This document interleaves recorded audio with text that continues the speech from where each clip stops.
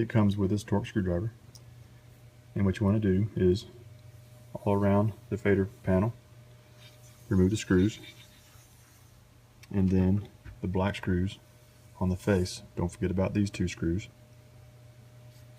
And then up top, just the screws on the front, not that one or this one, just the ones closer to you. So the screws are removed. Take a flathead screwdriver and gently pry up the fader bank. Once you have the fader bank up, be careful because there are a lot of ribbon cables. Well, I'll say a lot, there's two that can prevent you from actually folding the thing back.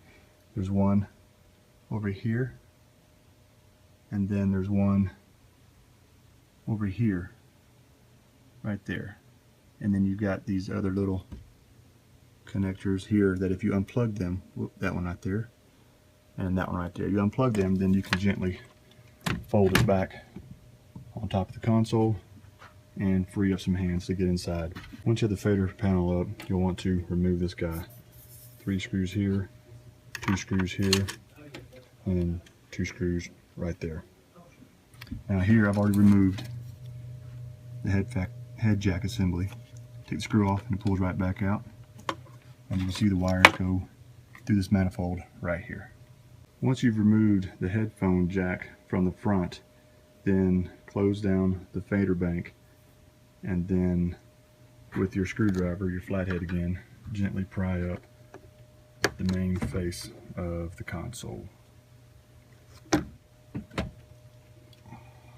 Alright, if you look pretty closely, you'll see this little guy right here is a locking mechanism. If you pull the console towards you, you'll hear the click. Just screw that guy in. That way she won't fall on your head.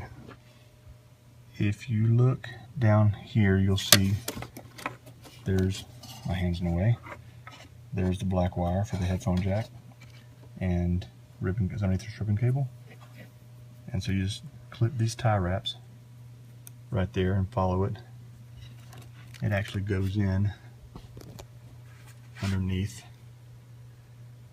and there she is right there. So just unplug that guy and route your new one, and you'll be done. Now it can be kind of tricky getting in there, but if you use your left thumb, you can actually feel it and hear it click, and then you can pull it straight up, or, oh, yep, I got it. Or you could use your right hand if you're not holding an iPhone. Once you've got the headphone jack wire pulled out, you're going to need to open up your fader bank again and pull it back through.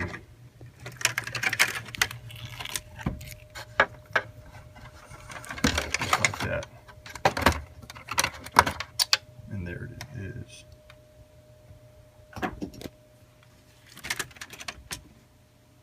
So I'm going to get the other one, fish it right back through, follow this line back up again, tie wrap this thing back down, plug it into there, and then close her up. So I couldn't actually show you how I did it. Again, I'm the only guy here, but you push it through the hole there, and you put your nut on it and tighten it down. Be very careful. It's plastic and it will strip out. Okay, I've already done this once to make sure I did it right before showing you guys, but if you bend this thing just a little bit, where your button is in the front, you can actually reach it back in there, get it started, and then follow it through with your finger and push it down and you hear it click. And that's how you do that guy. Get her all nice and pretty.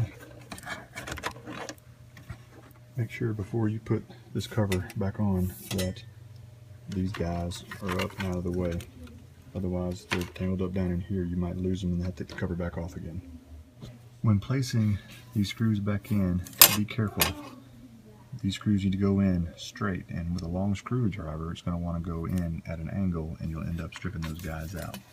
So I've found that if you can get it started and just make sure that you're at the appropriate angle once it's started, then it will screw in. You can lift up on the screwdriver here while applying pressure and turning. Some sheet metal is different, but I wouldn't tighten those 3 screws down yet.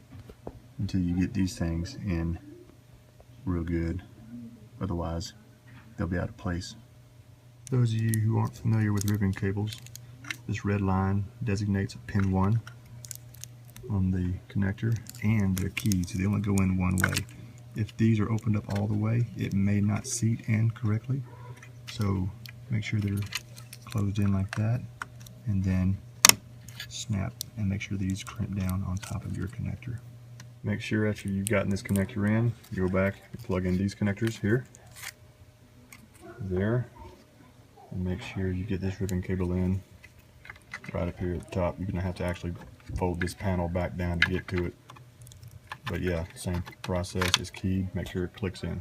The thing you want to do before you put the screws back in and button her up is pass some audio and make sure she actually works. And in our case, it does.